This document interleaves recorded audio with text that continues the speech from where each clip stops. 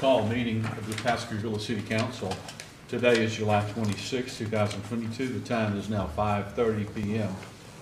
Thank you to those who are in attendance in council chambers here at City Hall, as well as those viewing online. We're happy to have you join us.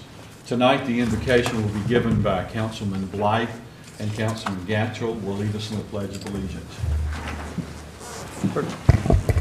Let's switch it around. Dear Father, thank you for this opportunity for all to get together and represent our city and make decisions to better our city.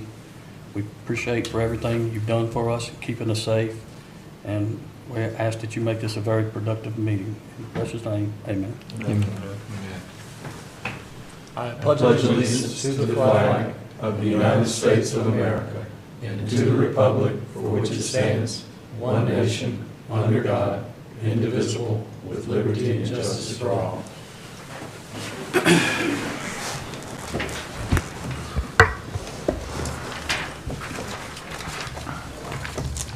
Mr. Silverman, we'll begin the workshop for fiscal year 2023 budget. Thank you, Mayor Willis, and please disregard the executive session item on the agenda. We needed to remove that at the last minute. I want to thank all of you for coming here today to go over our first budget workshop. This is now your second year on council, and you've had the opportunity to see a lot of great things taking place in our community. And tonight you're going to hear about a lot more positive things that will be taking place this upcoming fiscal year. I think the first thing to start off with, and I think this is an extremely important thing because everybody has known about this for a long time, in regards to our financial deficit that took place in 2017-2018.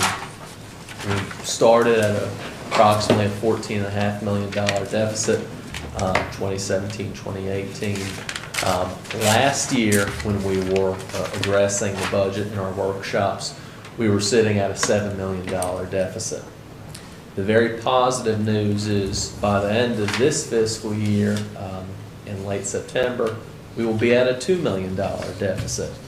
The even better news, and again, these are projections, by the end of this calendar year, we hope to be in the black and be officially out of the deficit.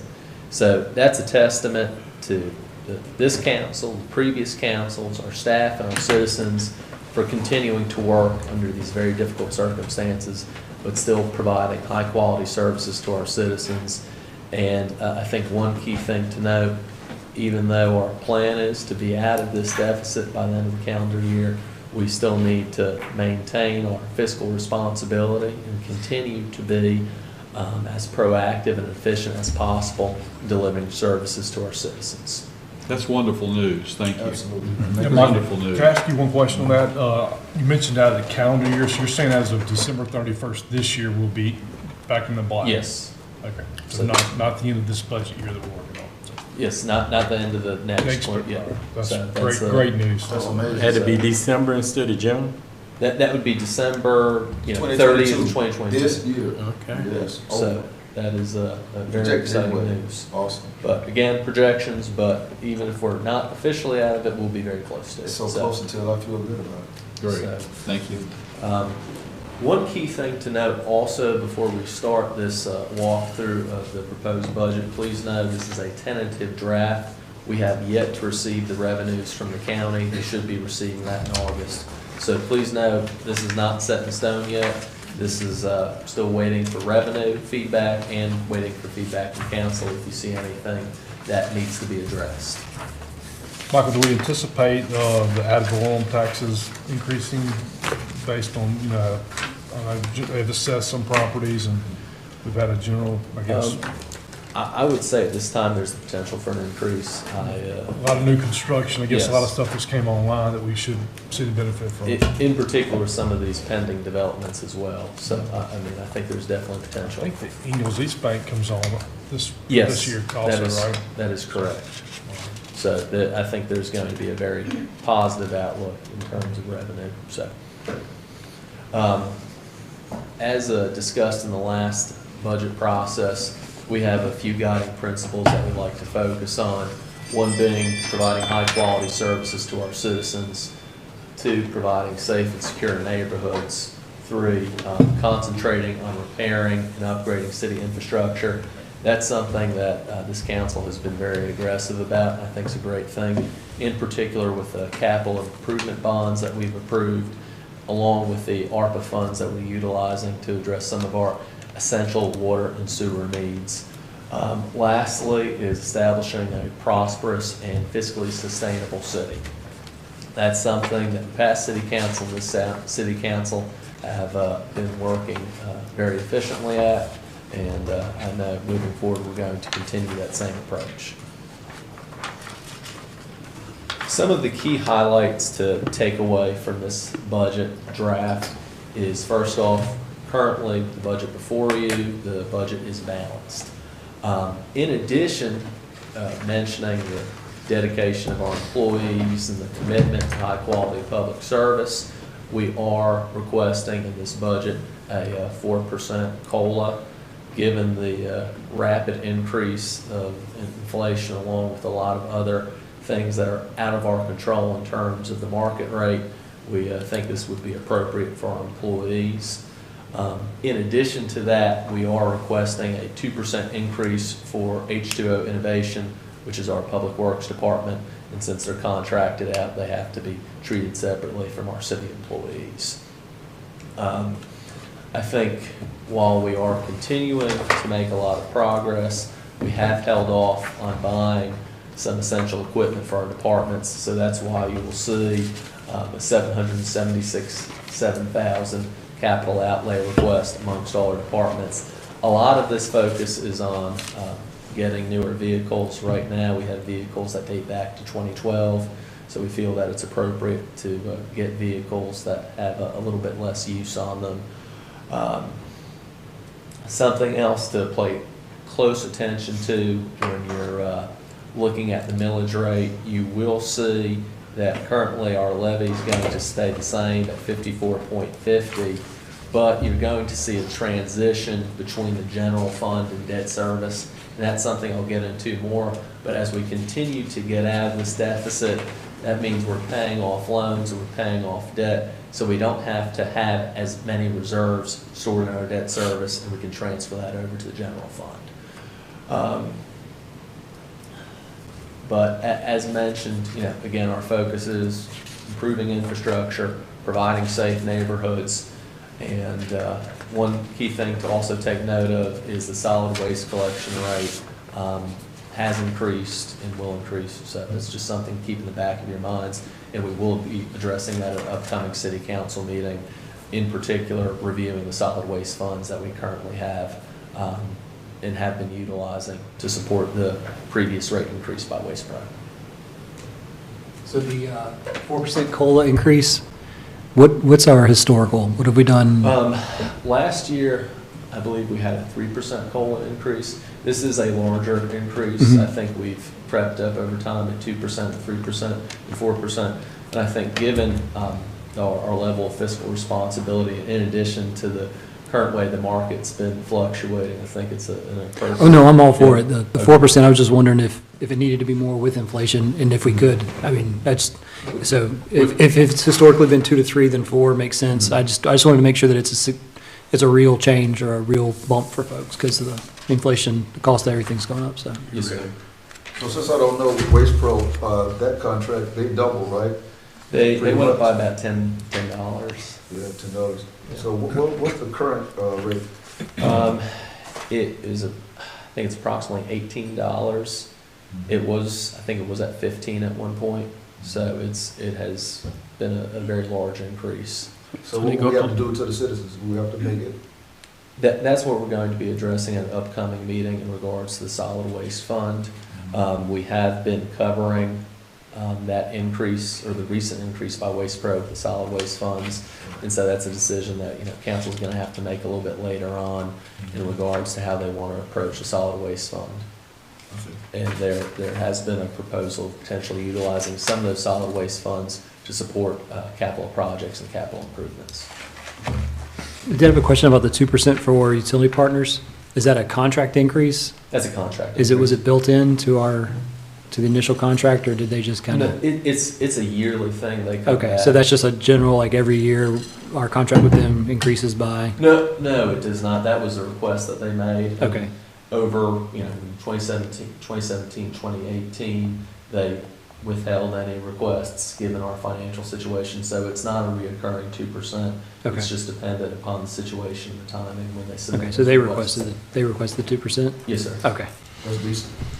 And you saying Waste Pro was at $15, went up to 18. Now you say they adding About $10. more. So it's about So it's gonna 29. be It's about almost 29. $30, rounded off to 30. And that was the best bid we got. That was the best bid. We had bids from Waste Management, Pelican, and Waste Pro, and they're the best. Waste Management came in, I think, $6 or $7 higher than Waste Pro, so there was a very big difference. Thank you. As mentioned before, we currently are operating with a balanced budget. You can see the lists of the funds and the budget set up here. And just to highlight the overall sources of funding, we have I'd say a lot coming in from federal and state sources right now. In addition to that, property taxes is one of our biggest foundations in terms of funding for the city. A question about the fines and the forfeits, are those fines, like tax penalties and things like that? Municipal court is one example of individuals being fined and having to pay those fines off. So is there any way that you can, how do you police that? How do you get that increased? Because there's so many people that need to be paying their fines. I know one of the things that we have noticed is that fine collection has gone down over the years, and that's something that we can look at moving forward. And again, some of the issue is that if folks don't have the money to pay, they don't have the money to pay. Right. Yeah. And we've looked at a variety of things, and we'll continue to work with our municipal court program to figure out how we can, work best with our citizens to ensure that they pay their fines in a timely fashion. Right.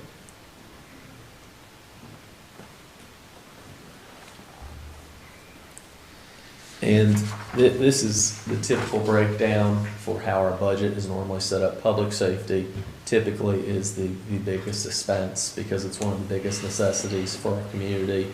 That's between the police department and fire department. In addition, the general government, along with capital projects and culture and recreation, are some of our other bigger departments that receive a lot of funding. And again, Parks and Recreation has a lot of programs, a lot of interaction with our community, and a lot of facilities to maintain. So that's why you see that the Culture and Recreation 7.5%. Michael, the utility costs, is that primarily the JCUA fee in there? That would be one of the bigger contributors to those costs, yes, sir.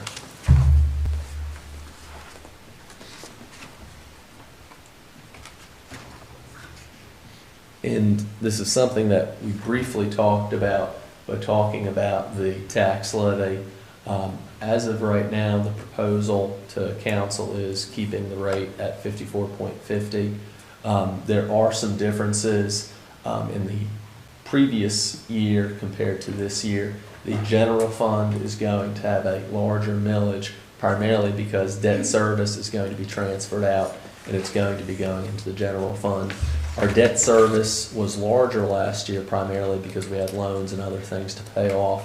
But given that we're continuing to emerge from this deficit, it's less essential that we have all our eggs in the debt service fund since we don't have as many loans to pay off. Quick question on that, Michael. Since we are have one of the highest millage rates on the coast, if we continue on the same trajectory we're on now, do you anticipate us possibly being able to lower the millage rate maybe next budget cycle? I think long-term, there definitely could be that potential. I can't commit to that now, but I do foresee if we continue on this trajectory, there is the chance that we could lower our millage, or lower our tax rate. The library fund is something I want to point your attention to as well. Last year, they were at 1.25 mils. This year, we're proposing 1.75. Currently, the library receives 1 mil. In this upcoming proposal, the library would still receive 1 mil, but we want to increase the 0.25 mil that's set aside for repairs to 0.75 in repairs. And the main reason being that we currently have our temporary HVAC there, and that costs about $60,000 a year. So I think it would be beneficial to have that set up just so we can cover those repairs, because there are a lot of items that need to be addressed in the library. And we are working with the county on a long-term improvement plan of the library. And lastly, police and fire, that is set by PERS, and that's a mandate set by them. And annually it changes. So this year it's at 1.07. And as of right now, the school and county is expected to remain the same for their tax levy.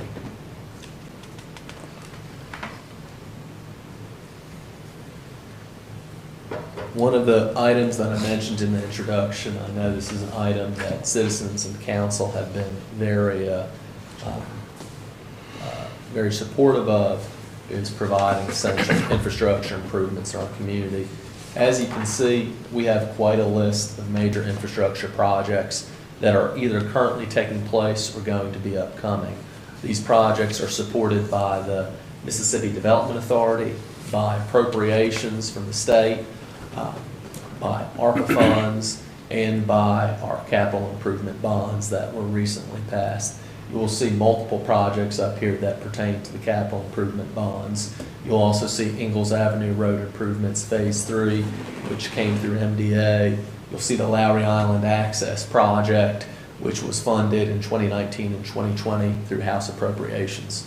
And I think the key thing to note is that there's going to be a lot of infrastructure repairs taking place here, and I think that's a very positive thing. But also, it's a credit to staff, our state leaders, along with the federal government as well, for providing a lot of this funding to get these projects going.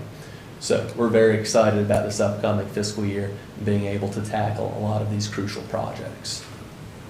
The one positive note is looking at these projects, I mean, they're spread out throughout the whole city, so Yes. everybody's ward has something that's being done, so that's very good. And that was one of the very good decisions by council in setting up the capital improvement bonds to address all the needs of the different communities in Pascagoula, along with utilizing ARPA funds to address all of the community. So council's done a very good job at handling that balancing act.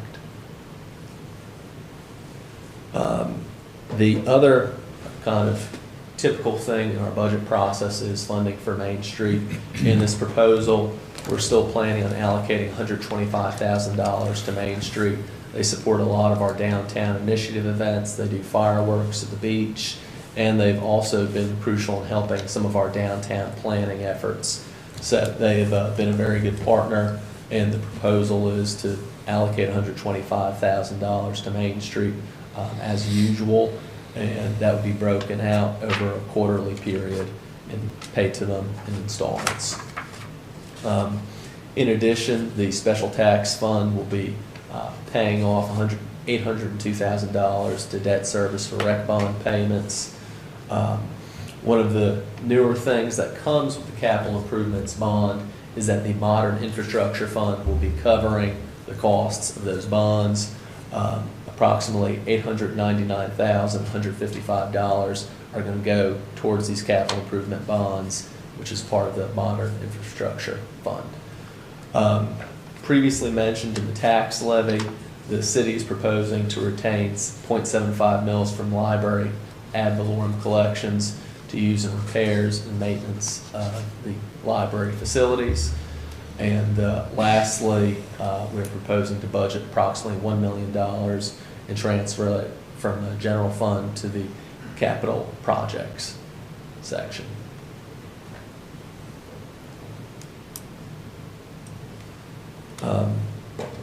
One of the last items I want to discuss is personnel. As you can see, in 2017, 2018, we had a very high number of staff members in our organization. If you look at our current staffing situation, we have 195 employees. I think the way we are currently set up is a very good system.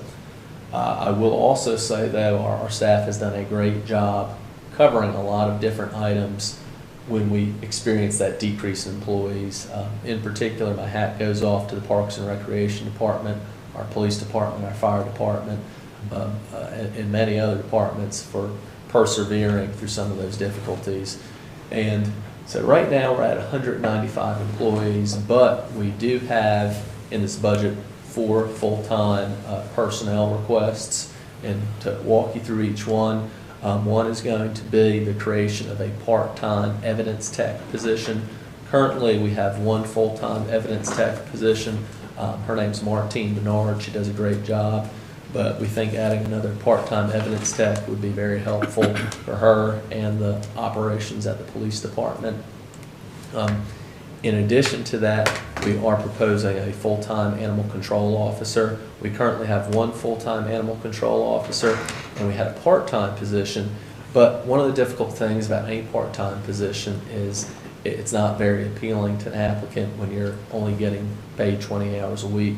So the proposal is having a full-time animal control officer, which would make it 2 full-time animal control officers within the police department. Will that be anybody working on the weekends? Or that will be distributed throughout the week? I've not gotten into that with Chief Chapman, but I can certainly ask regarding the scheduling structure if there are 2 full-time animal control officers.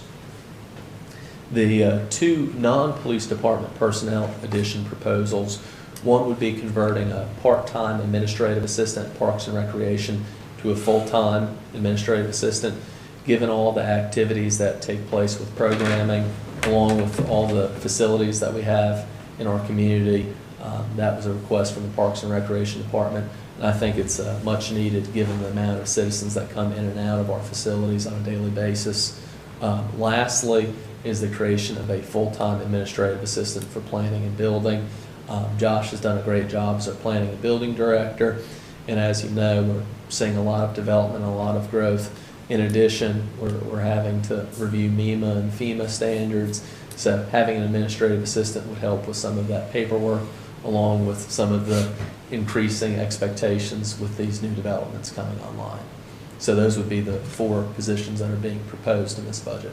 So that administrative assistant would report to Josh directly? Yes, sir. He needs that up, doesn't he? I think that would be very beneficial for him.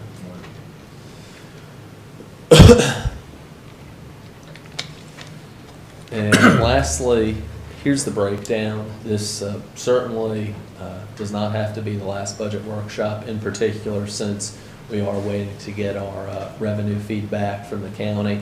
But this gives you a timeline of where we're at and where we need to be prior to budget adoption. September 13th is our proposed date for having the budget adopted, and all set for the upcoming fiscal year.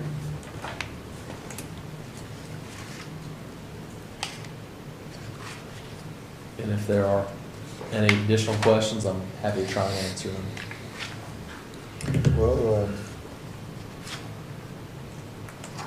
the questions that I've been having, that we've discussed as far as the council pay, I'm not being greedy, but I just think that we should be right with every other city that's on our level. I mean, if we're going to compete with Ocean Springs, places like that, I just think council positions should be a little more attractive too. A lot of times people don't even run because, for whatever reason it is, it needs to be more of an attractive job. And I just think it's fair if we're going to, pay everybody fair across the board. And I may be the only person feeling like this, but policemen, firemen get paid. They're pretty close. I mean, everybody that works in the city of Pascagoula, I don't know about the clerk pay and all of that, but I just know as far as the council, I just think that, a 10% increase, I think we just need a little bit more. I saw something in there about 10% for Yes. council, Right. a 10% raise. Yes, sir. And that will be beginning in The upcoming fiscal year in upcoming October. fiscal year. And again, this is a draft, so I'm open to feedback from council on. But when you put the salaries here, what I'm saying is just like a city like Ocean Springs, Goshen and Moss Point, they're in a different situation, I feel. Goshen's money's going up from 84 to like 15. These are the things that I know. And over the years, just say Gulfport, we're not Gulfport, we're not Biloxi, but they've had like 33% increases. So I don't see anything wrong with 20-25% increase if that's okay with everybody on council or with enough of us. I just feel like the type of work that I have to put in East Pascagoula, and you know, I don't mind doing it, but I think it's just, I just need, you know, a little more to make it happen better, make it a little easier on me. I don't know how you guys feel, but. I personally would not be in favor of an increase for this current year. At this time, I don't intend on running next term, but I wouldn't mind voting for an increase for the next group of guys that come in, but I kind of got a uneasy feeling about voting myself a raise. So. Right. I understand that. When you say this current year, you mean this current term or this current year? This current term, I won't be, you know, supporting it. Well, I can understand. I mean, I can understand. That's just not the way I feel, but you know, you may be good, but I don't think everybody's with that. I'm comfortable with the 10 that was mentioned. And if folks want to think about it more, they're more than welcome to. Again, this is the first budget workshop, and this is not going to be set in stone, so. Talk about it some more. Yeah. One question for you, Michael. These numbers right here that we provided for salaries, do they include benefits also? The benefits are segregated out. You'll see. Are they on the second different page? Or is it? Sorry, it shows the retirement and insurance. Okay, I follow you. All right. The medical and all that, they go share and Biloxi is doing the same thing that we're doing. So if you want to do a little research, you know, you'll find that out. Well, we're already ahead of Gaucher, Moss Point, and we're right there near D'Iberville, not much. So. Well, if we compete with Ocean Springs, all I'm saying, Matt, is this. Okay, Moss Point and Gaucher, we know their situation. We're bigger than all of them. And I know that we are in a situation to where, you know, we're in a deficit.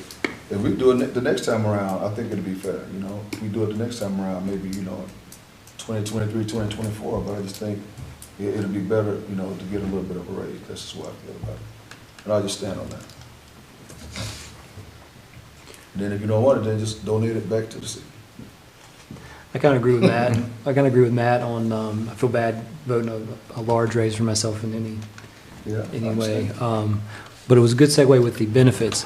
Whenever we hit the deficit and you know, tightened our belt, so to speak, was that a reduction in benefits for the city employees? That was part of my arrival. I do not think so. If Karen, was there a reduction in benefits? I know you were here in 2017, 2018. Yes, there wasn't a reduction in benefits. We just had to pay part of our premium for health insurance. Okay.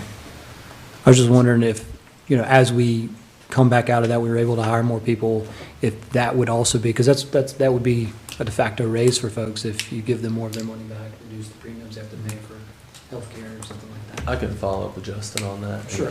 You know, just every penny counts, and just if we can help out the city employees who work their tails off for us, I just think that would be the wise thing to do. Yes, sir.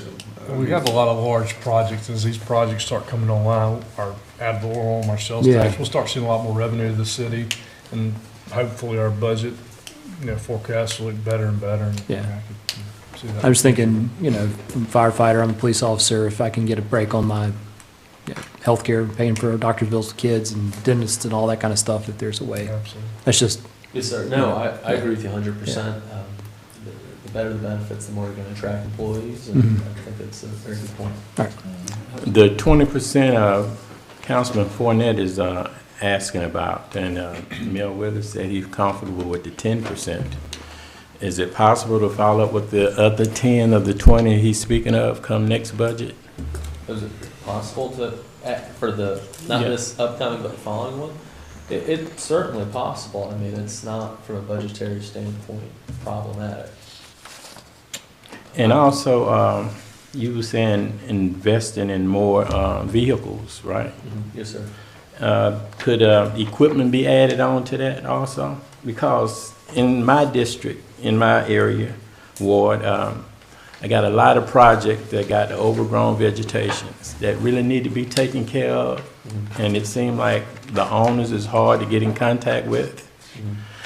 And when I was at the MML gathering over there. I think I heard something about starting July 1st. It was going to be to where it was left up to the city, really taking care of blighted properties. The requirement would be, we would still have to go through, for instance, overgrown vegetation, we would still have to go through the whole public menace process. And even then, we would have to utilize a private contractor to do that, because that's the way it's been set up for our, basically our blight maintenance and addressing blight reduction. Okay. So we're not having the city employees go out there and address those private properties.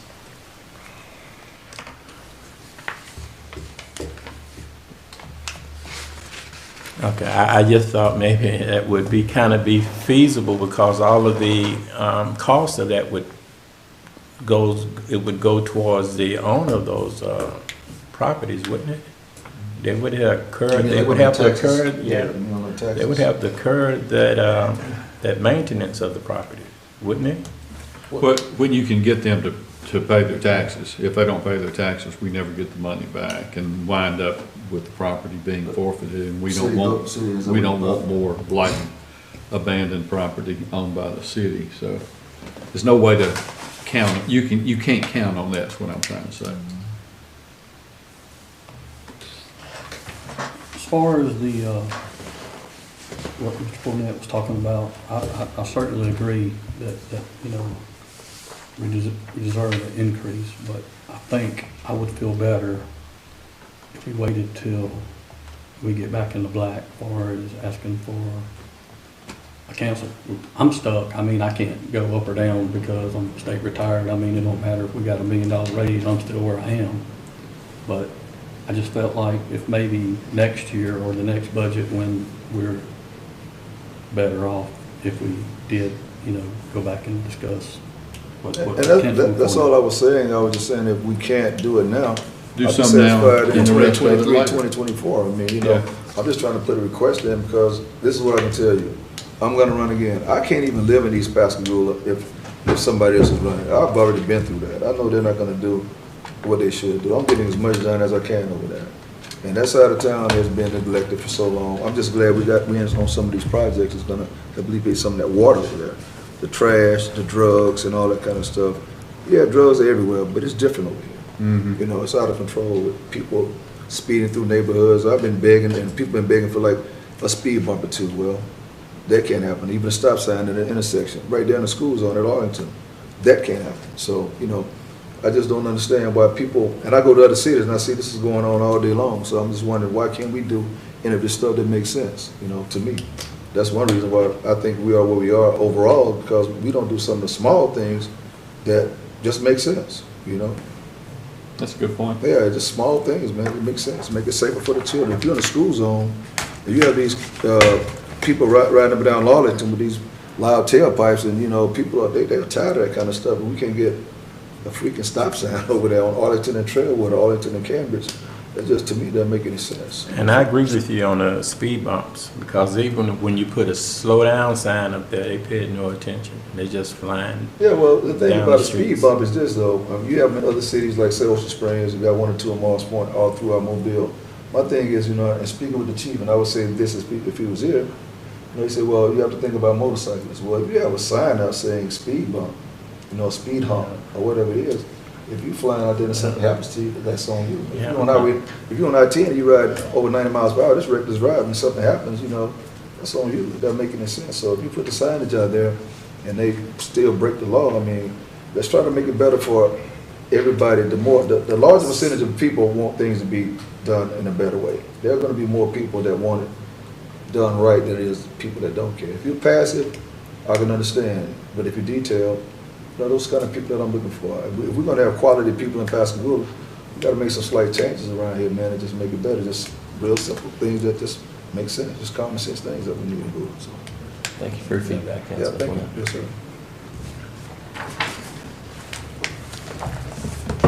But I'm glad where we are as a city. I love my city, you know, and I just want the best for it, you know. Absolutely. I'm not always right, but I get along with everybody on this council, and people make good decisions, but I think we just got to go a little bit further with these ordinances. That's all I have to say about that.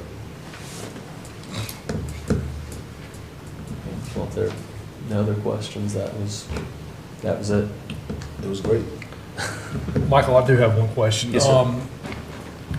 As we approach our current fiscal year end, is there any budget to actual numbers that are way off, or that you see that are gonna come in, As either of, revenue or expense side? as of right now, and again, we're still waiting on the revenue from the county, I don't see anything that looks too far apart in terms of what we're projecting and what might be actual, so. I mean, that's always good. I mean, that's one reason why I kind of hate that we don't get our audit until so late. I mean, really, it'd be really good if we could get it before we did our budgeting process, but, I know Charlene Rod's auditor is hard to try. I mean, it's every year, it's always been that way, so I don't understand that.